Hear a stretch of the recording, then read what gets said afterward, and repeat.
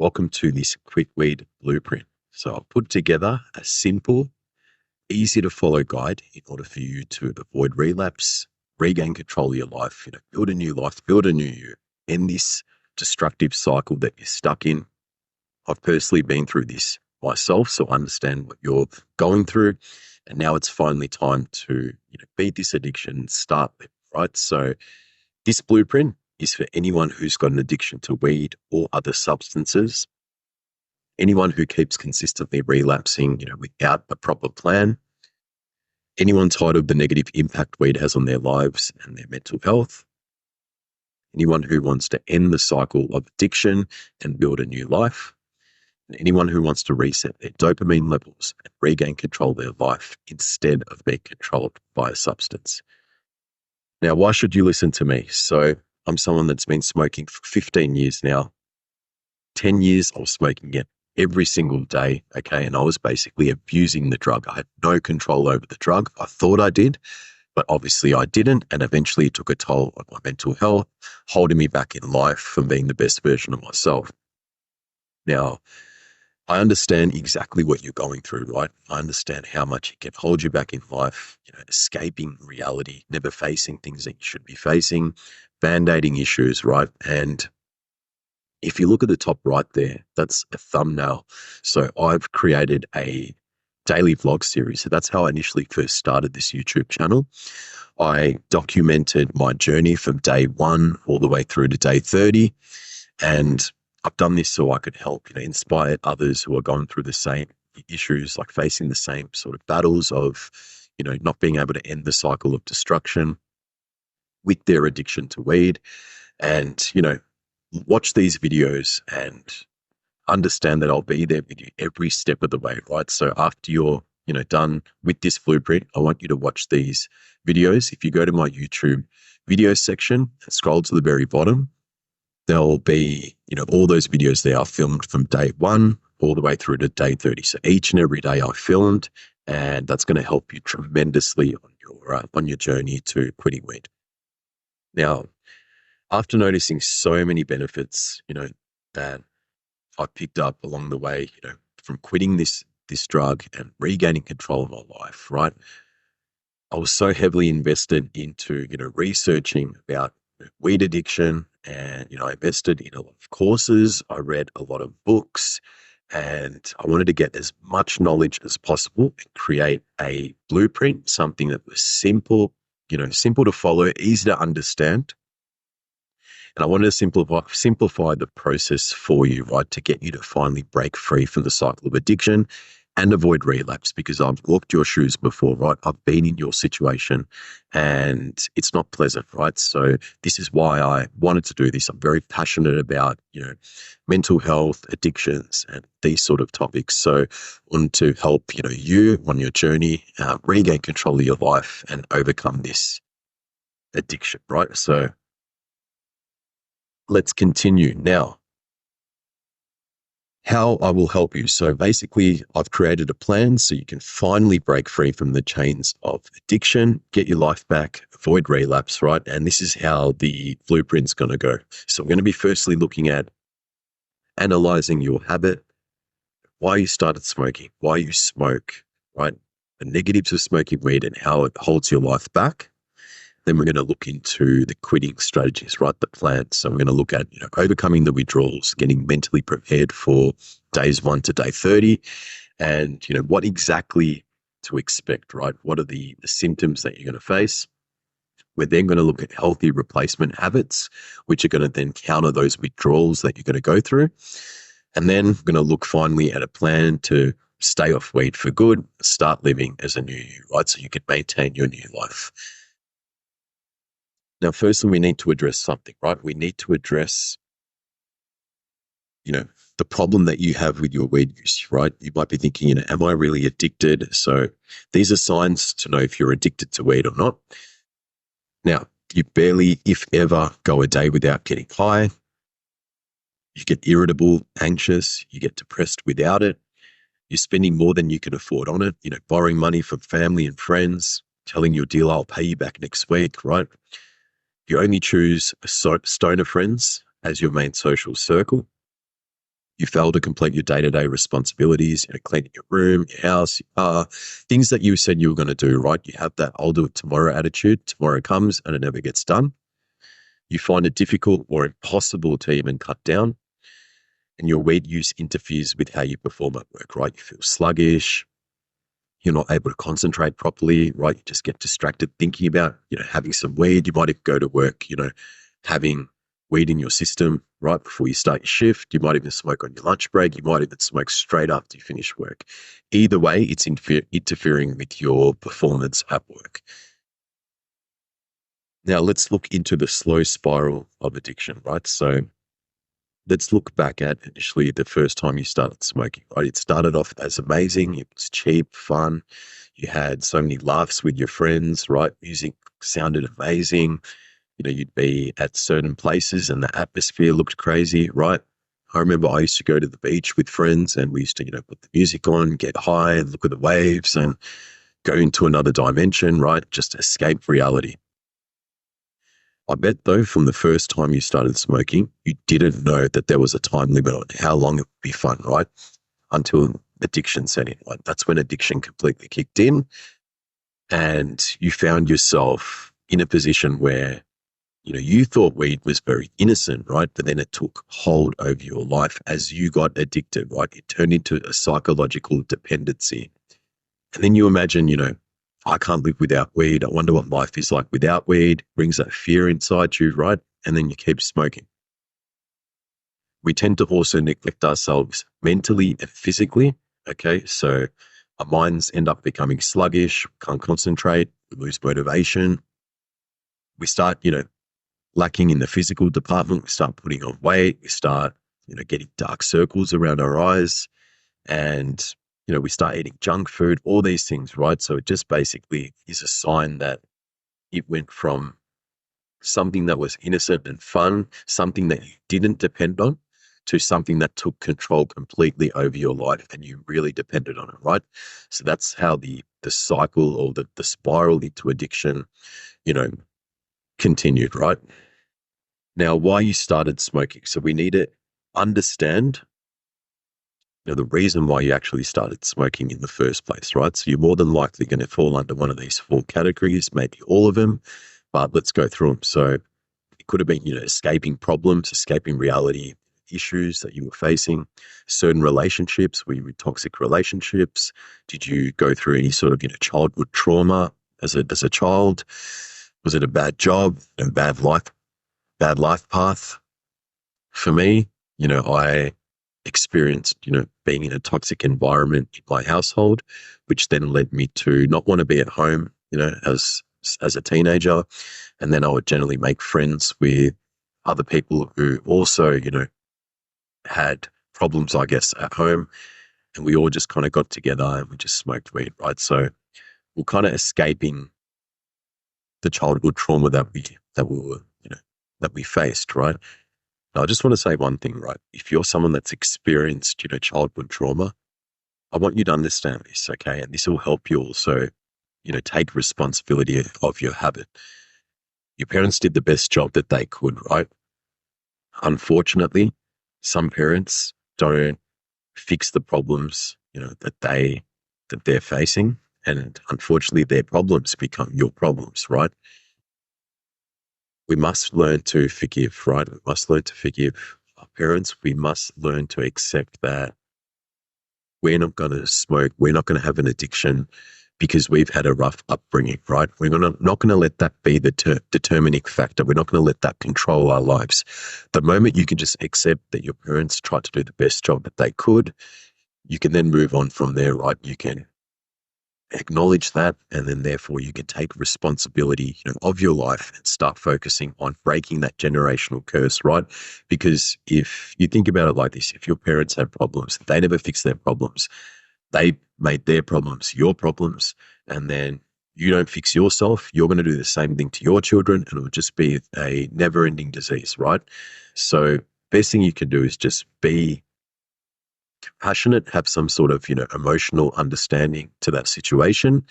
And regardless if it's completely their fault, it doesn't matter. You just need to accept that, some people just can't deal with their problems. They avoid dealing with their problems.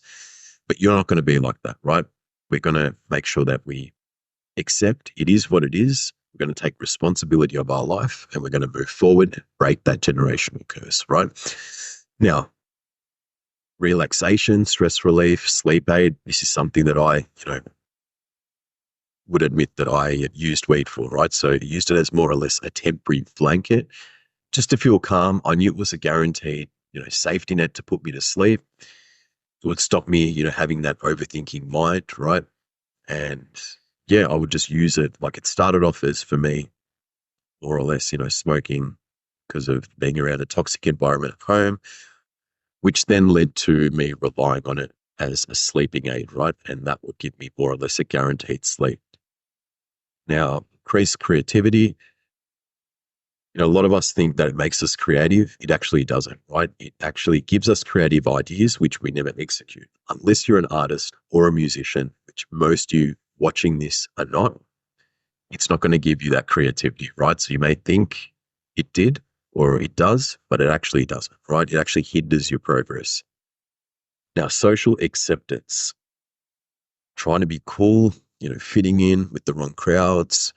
Your whole social circle revolves around drugs, right? I can definitely relate to that one because that's something that, I personally experienced, right? I used to just hang around the kids that did drugs because during my time sort of growing up, if you did drugs, you were cool. If you didn't do drugs, you weren't cool, right? And back then, we didn't really have much discussions on mental health, addictions, self-improvement. So we kind of just went along with it. And, my circle of friends were all smoking weed, they were doing drugs, and you would kind of just align in that way, right? It wasn't a real genuine friendship. It was more based around smoking weed, doing drugs, right? So you can probably relate to this one as well. Now, before we move forward, as I said earlier, you must be responsible for your addiction, right? That's the first step to making the quitting process, easier, to avoiding relapse, right? We must take control of our lives. No one's going to do it for us, okay? If you're not going to take responsibility, you're not going to be able to follow this whole quitting process. You're going to end up getting back on weed because you're not seeing it as a major problem in your life, right? It's time to start living, taking responsibility of your life and recreating the life, the person, that you admire, the life that you deserve, right? Now, let's look into the negatives of smoking weed, okay? So there are quite a few here. Depression, you smoke it to cure, you smoke it to cure depression by numbing the pain. Anxiety, social anxiety, right? You feel very restless. You feel on edge when you don't have a smoke. You're not able to look at people in the eye when you're high. You're getting sort of paranoid. An emotional crutch to escape problems. Don't like the position in life that you're in. You don't like your job. You don't like the relationship you have, right? You just feel the pressure of life, hitting you as a whole. The easiest thing to do is just escape all of it, get high, ignore the problems, but those problems end up coming back to you the next day and the next day, right? So that might be a reason. Sorry, that's a main reason why smoking weed can really impact your life, right? A lot of us escape our problems. We don't face our problems, and it ends up being a sort of temporary solution, right?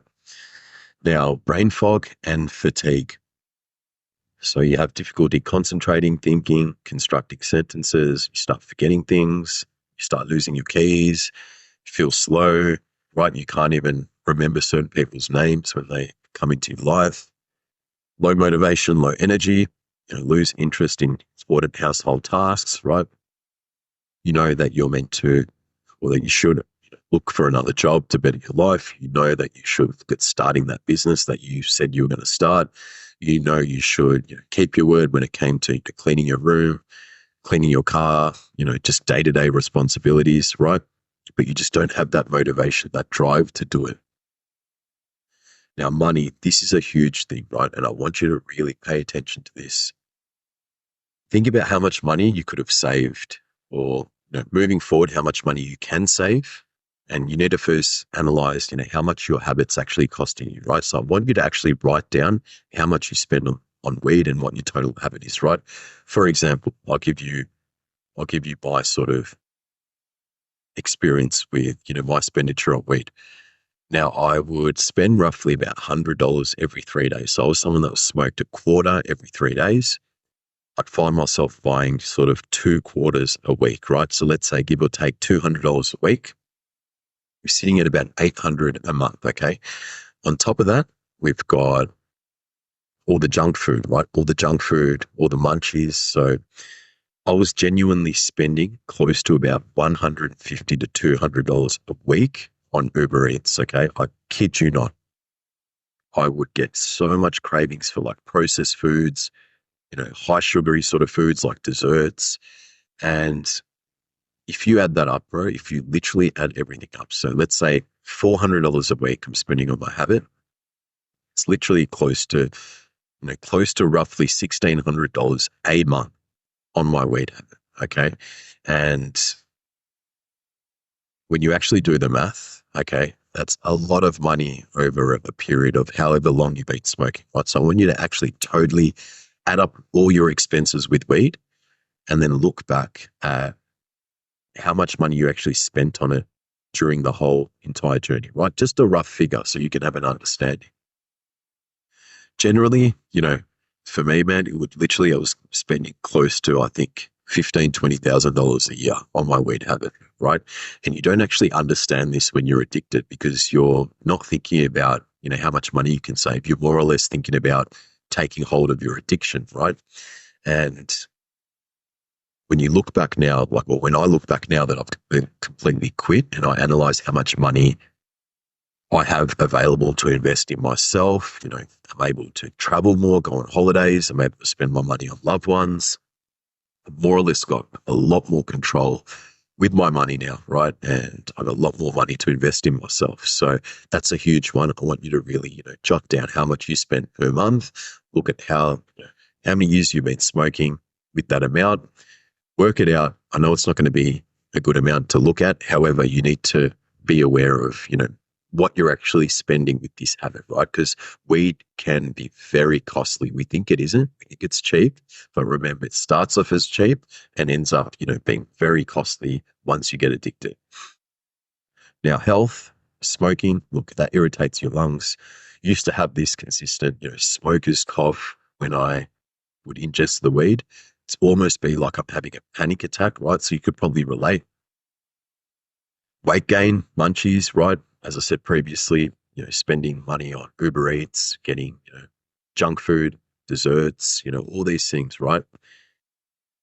These are processed foods, all right? These are foods that are not made for human consumption. Really look at it, okay? And that thing gave me a poor sleep, which, led to my mood being very irritated throughout the days. And it was just kind of a never-ending cycle, right? So health's another big thing. It also sort of started to take a toll on my breathing.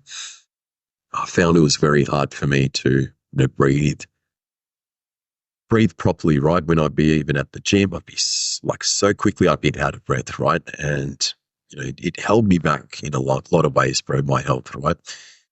Now, procrastination, right? You choose to get high over getting things done, so you might ignore, basic grooming as a man, right? You avoid, I used to let my beard grow out crazy, right? We used to let my beard grow out. We used to, avoid getting haircuts. I would, not think about getting haircuts as frequently as I should. So I started to not care about, I didn't care about my self-love, right? I didn't care about my appearance. And, I started avoiding like daily tasks. When the dishes were full, I'd be like, yeah, I'll do it tomorrow, right? And, tomorrow would come, I'd get high, put it off for the next day, right? Not keep my word and just keep consistently putting things off, right? My room, I knew I had to clean it. I didn't do it, right? All these things that I knew I needed to do, I kept avoiding, right? So that's something you're probably experiencing as well. Now, let's look at bringing your dopamine levels back to baseline. Just one moment.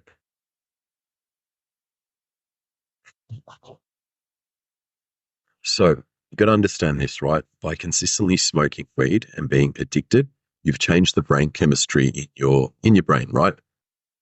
Your dopamine levels are now below baseline, okay, which means you're basically not getting any sort of pleasure anymore from day-to-day activities, right? You're experiencing, pain. You've built up a tolerance as well, right? So we need to look at, raising your dopamine levels back to baseline, right? Because right now, everything that you're experiencing just seems like nothing's fun, right? Normal day-to-day activities, you're not able to keep yourself present and actually enjoy them, right? Just socializing with family or friends, going on a walk, appreciating, the beautiful view, a beautiful sunset, you know, eating well, career, pleasures from starting a business, all these things, right? It just doesn't feel exciting. You just feel quite numb, okay? And that's the byproduct of abusing drugs, right? You've changed the brain chemistry in your brain, and you're no longer able to feel pleasure, right, from normal things. And if you look at that picture there I've got on the right where it has pleasure and pain, because you've been indulging in so much pleasure consistently, right, by smoking weed, eventually it tips to the side of pain and it stays on the side of pain, right? So you may keep smoking and smoking to, feel that pleasure again, but you no longer are feeling it anymore, right? You've built up a tolerance. Now, that level there if you can see that sort of seesaw there, that needs to remain level, okay? If you look at the bottom picture, it needs to remain like that, right? Where you get, pleasure from just simple day-to-day things, right? So instead of it being tipped to the side of pain, it needs to remain level, right? So it remains level once we bring your dopamine levels back to baseline, okay? So that's why you need to understand that a dopamine fast is required for at least 30 days, okay? And this is what this blueprint's going to help you with, okay? We're going to repair your brain's reward system, okay? We're going to get you to start experiencing pleasure again from normal day-to-day activities. I know it's a scary thought, especially when I was, in my addiction stages. I was always wondering, right? You might be like this as well, thinking, what would life be like? How can I actually enjoy normal things again, right? Will I ever be able to experience, pleasure from normal activities? I remember when my nephew and nieces would come around and they'd want to play, right? They'd want to go to the park and play. I'd go, but I wouldn't be able to be there for quite long. I wasn't able to keep myself present and enjoy the company of, even being around my nieces and nephews, right? And that's when I knew addiction completely took a hold of me. Right? I would always be thinking about, fuck, I need to go get high. I need to get higher, right? So I was missing out on, creating experiences with loved ones, right? And interacting with them.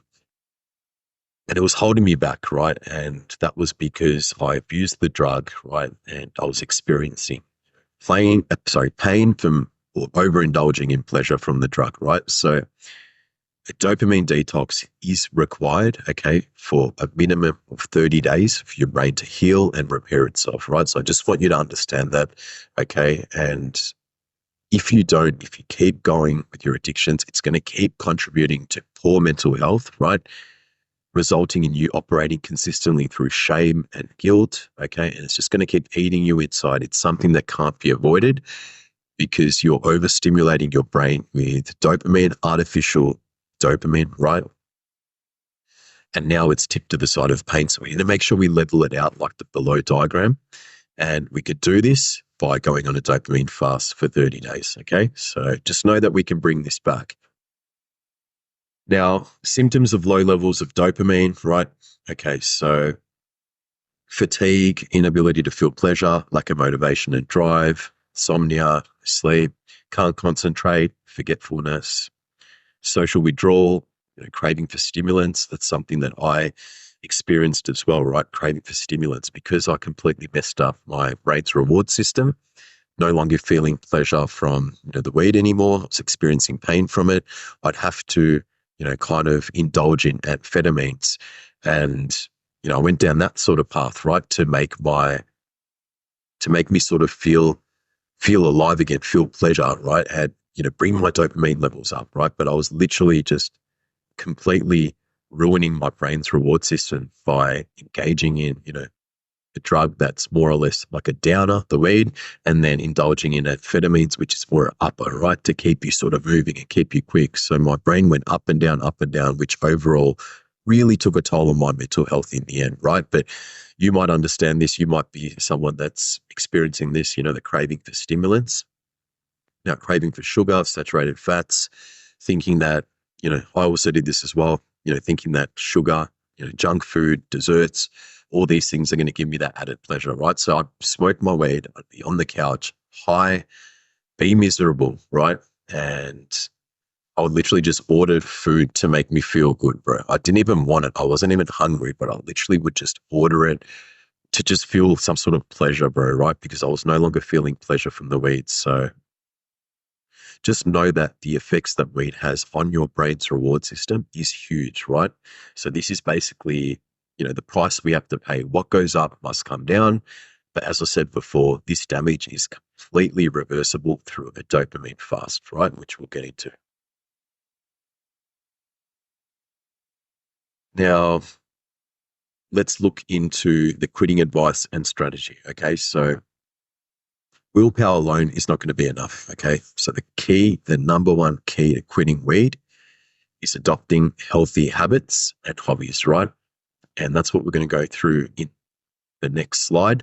But more or less, right, for you to overcome, and for you to actually adhere to this quitting process, you need to overcome the withdrawal symptoms, okay? And know how to mentally prepare yourself. You need to know what's in store, right? Because if you go in there with no sort of mental preparation, you're going to relapse, right? You're not going to be able to successfully adhere to this blueprint, okay? So just remember, have some sort of self-compassion, be kind to yourself, accept that you've got no control over your weed use, right? It's controlling you. Patience to tolerate the withdrawals without becoming frustrated, right? So just pushing through, not giving up. Just know that this is part of the process, okay? Being responsible, you've done this to yourself, and you're going to be responsible for, pushing all the way through, right? This is going to be times of adversity, right? So you're going to want to be able to push through this adversity rather than avoiding it, okay? We need to push through, and we need to tolerate, what's in store, right? From days 1 all the way through to day 30. Now, triggers is a huge thing, okay? During this period of quitting weed, right, to avoid any sort of relapse, you must distance yourself from those smoking buddies, right? Those that smoke weed, you can't be around them, okay? Willpower is not going to work. You need to either, if they're good friends of yours, tell them, look, I'm done with the weed. I'm quitting it, right? So I'm just going to distance myself. I need to start taking control of my life, and I'm going to be doing my own thing, and just let them know, okay? You can't be sitting around people that are smoking weed when you're, in the process of quitting. Okay, you're going to end up relapsing. You're going to be tempted. You might not even be tempted that day, but you're going to have the temptations kick in, right? As I said, willpower is not enough. Okay, you need to make sure that you don't get triggered. Okay, so you have to delete your drug dealer's number. That's number one. Okay, you need to delete that. You need to remove yourself from those circle of friends. Just remember, man, do these friends have your genuine interests at heart, right? Just think about it. Let's subtract the weed. Let's subtract all that from the, whole friendship. Is it a genuine friendship or not, right? I want you to really, really think about that. Now, drug paraphernalia, you're going to have to remove, all the lighters, mixed bowls, bongs. You're going to have to throw all that away, bro. Your smoking papers, right? Avoid places that you used to go smoke, right? You need to make sure that you don't get triggered by any of these things, right? Because that's going to cause you to relapse. So just please take this serious. Now, let's look into the withdrawals, right? We're going to look into days 1 to 14, right? We're going to mentally prepare you. These are withdrawals that I have faced. These are common withdrawals that a lot of people, when they're in the process of quitting weed, will also go through, right? Just remember, the first week and the second week are the hardest, right? The first week is the absolute hardest. Second week is kind of hard. And then week 3 and week 4 gets easier and easier, right? So you just got to think, I need to mentally get myself through from day 1 through to day 14, right? And just know that it gets easier, after that point. Okay. So I just want you to mentally get yourself ready. So during the first and second week, you're going to have a lot of, irritability, right? You're going to get very irritated. You might have emotional outbursts. You're going to have a bit of anger inside you, right? Because of the less sleep, you're consistently tired. You're more than likely going to get no sleep for the first maybe couple of days, right? It's going to be something that you're going to have to face. Okay.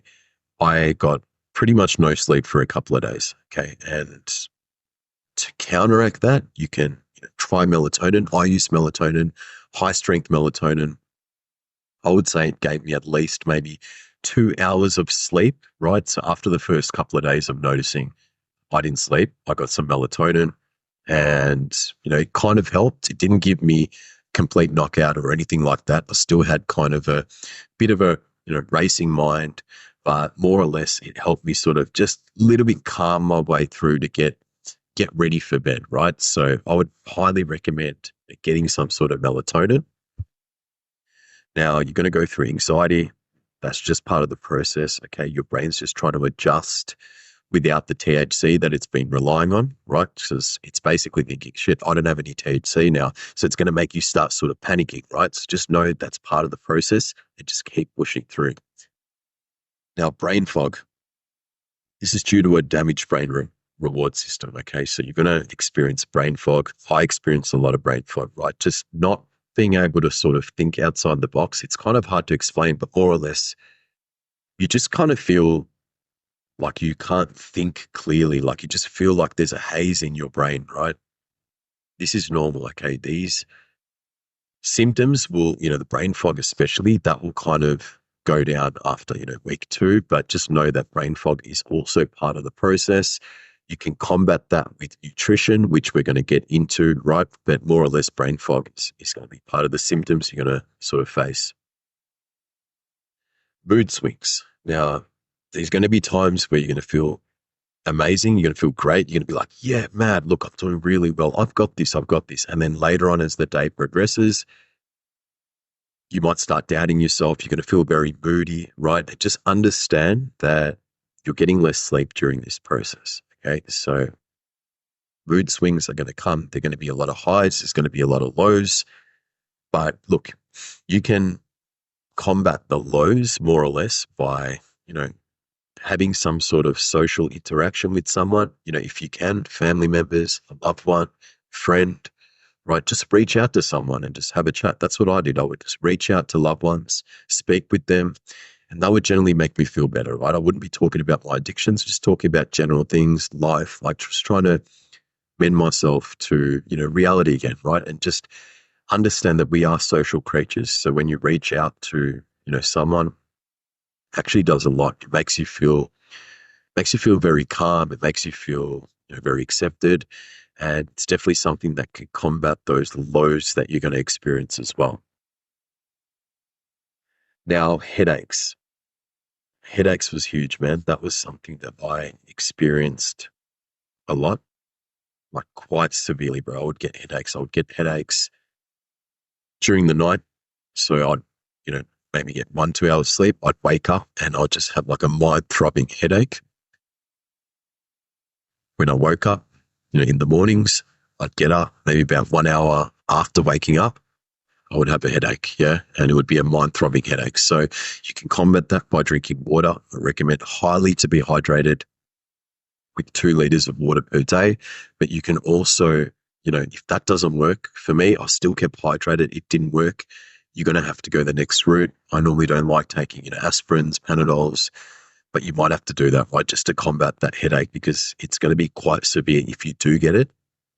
So I highly recommend drinking 2 liters of water per day and having some Panadol just to help as well, right, or aspirin. Now, vivid dreams. This is something that a lot of people experience. I personally experienced this myself. Would just have the most weirdest dreams, man. Literally would have dreams where, either I was falling off a building, I was committing some sort of crimes, I was at my own funeral. There were people in my dreams from my past from like 10, 15 years ago, right? Just all sorts of weird sort of dreams, right? It's normal. It's because you're now going to start to, form the ability to dream again, right? Because, us weed smokers, we generally don't dream when we're high, right? So this is the time where your brain's trying to repair itself. You're going to go through this process of vivid dreams. Just know that the vivid dreams will generally, disappear after the 30-day mark, right? So this is something that you're going to face. At the end of the day, just remember you're alive, okay, when you wake up from the dream. But it is completely normal to have completely strange and weird dreams, right? So that's just all part of the process. Now, days 15 to 30. This is where things get much easier, right? At this point, this is the halfway mark. So I want you to be grateful that you've made it to this point, because you've made it past week 1 and week 2, which was hell. Now, days 15 to day 30, this is where the withdrawals you were facing, they start to disappear. They get more tolerable, right? The headaches start fading away. You start, being able to think a bit clearly. You start being able to get a lot more sleep now, right? Which is gold. And just understand, man, that this is the point where things start to get better, right? So days 15 to day 30 is where things significantly improve. So that's why I want you to really focus on getting through from, week 1, week 2, and just know that the road ahead gets a lot better, right? Now, healthy habits to build your new life, right? These healthy habits are going to combat those withdrawals as much as they can, right? And it's going to help your quitting process. Quitting process, sorry.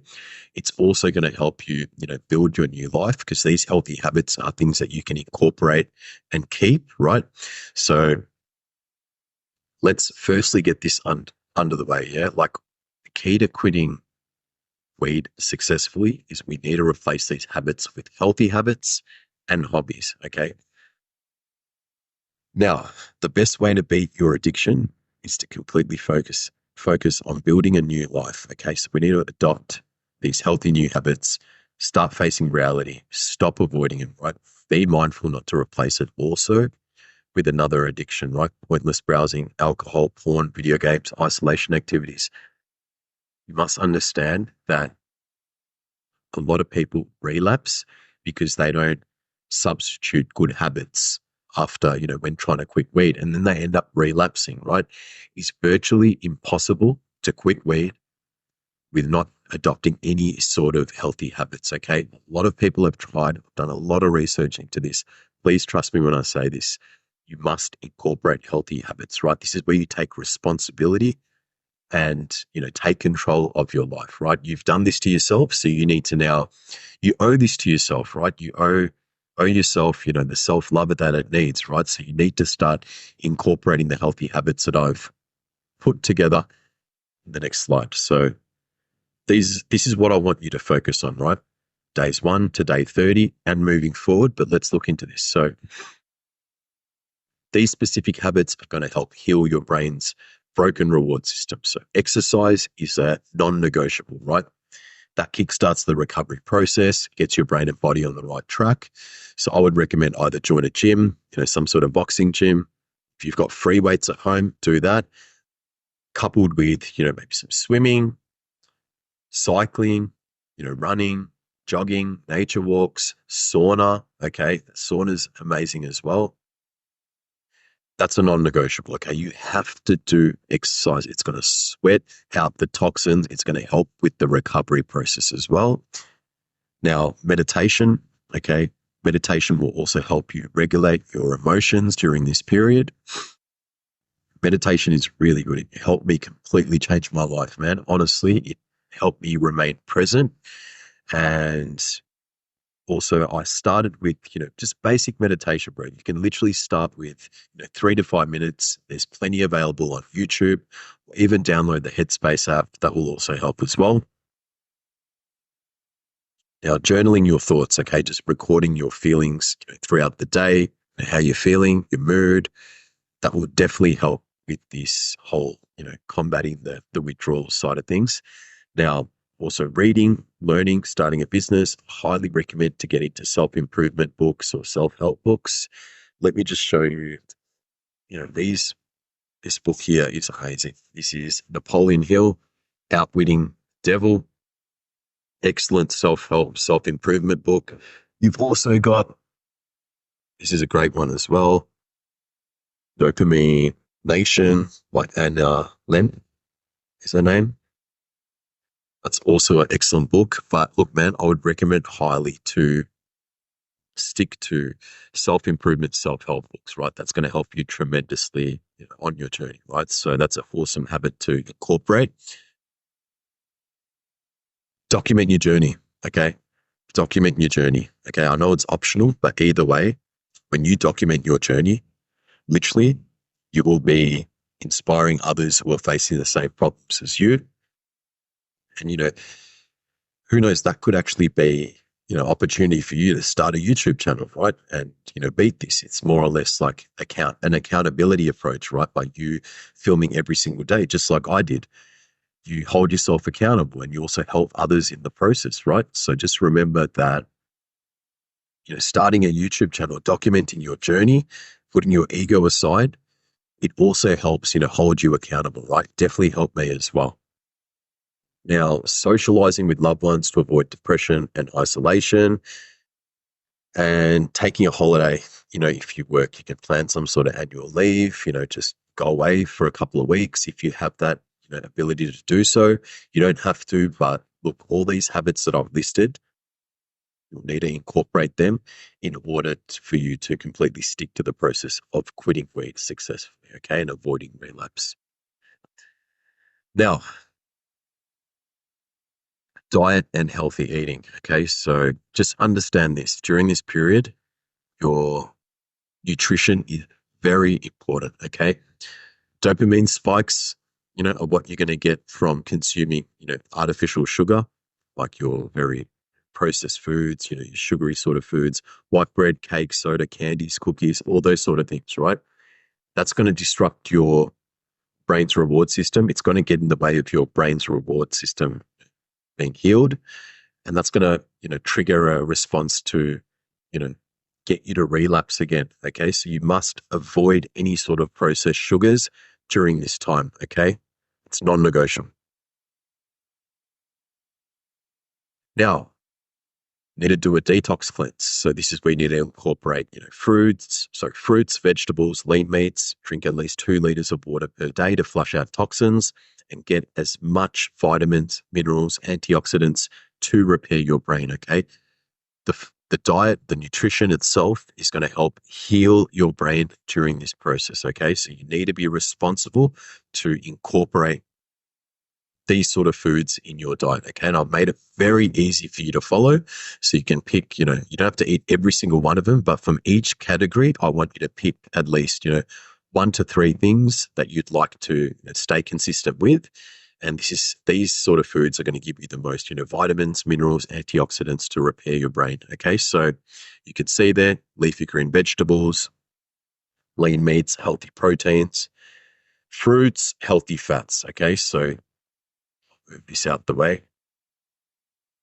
So leafy green vegetables, your broccolis, cabbage, kale, spinach, lean meats, chicken, fish, salmon, eggs, beans, lentils, chickpeas.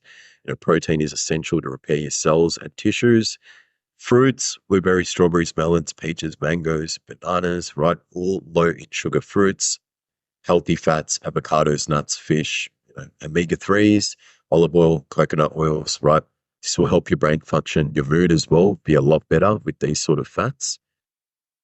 So just make sure that you pick something from this list, okay? These are specifically made to heal your brain and help with your emotional regulation, okay? So just please pay attention to this and just stick to this list. All right. Now, 30-day challenge. So you've reached the 30 days, okay? So I want to say congratulations. Once you reach this point, okay, you've started to rewire your brain. You started to bring your dopamine levels back to baseline, okay? And now slowly you'll start to enjoy, more or less you'll be enjoying pleasure from day-to-day activities, right? Now, what to do once you reach 30 days? Very simple. Continue to work on the new healthy habits you have built up, incorporating, new things as you go, right? So this is a period where you maintain. So you don't just do something for 30 days and you just stop, right? You need to maintain these healthy habits ongoing. So, for example, I'm going to use gym as an example, okay? If I stop training in the gym, I'm going to lose muscle size, right? So I need to consistently go during the week in order for me to maintain my physique. Same thing with your habits, okay? You need to maintain these habits. Just understand that these habits are going to help you move forward. They're going to help you heal yourself. They're going to help you, rebuild yourself into a new person, give you the life that you've been avoiding, right? So you need to keep maintaining them and continuing with these habits.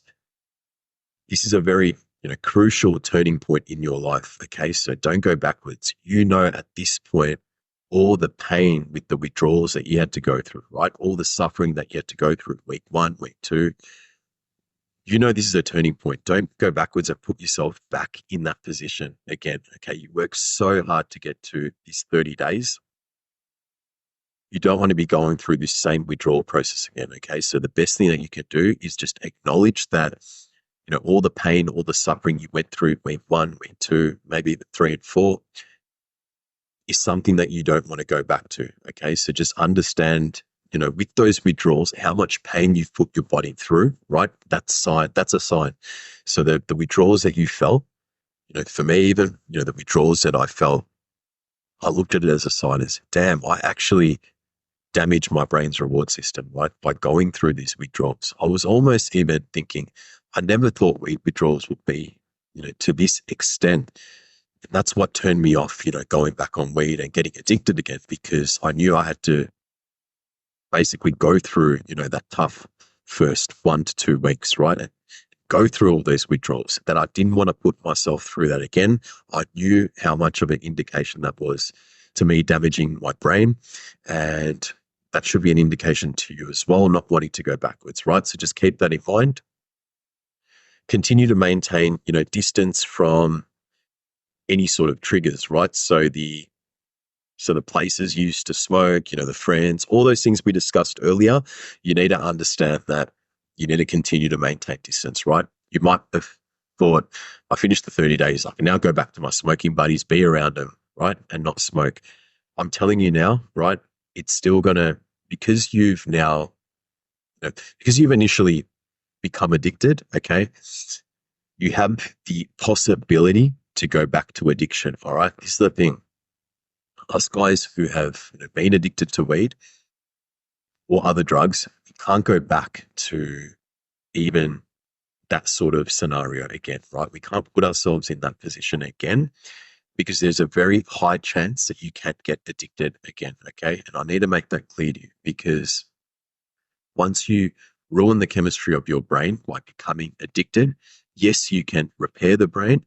However, because you've messed with the chemistry of the brain, it's very easy to go backwards as well. Okay. There are people that have quit for 3-4 months and then they end up relapsing because they've, been around certain triggers again, and that induced them to smoke again. Right. So just understand that this is a decision for your life. Okay. No one's going to save your life. Your smoking circle of friends are not going to save your life. Okay. You need to be responsible.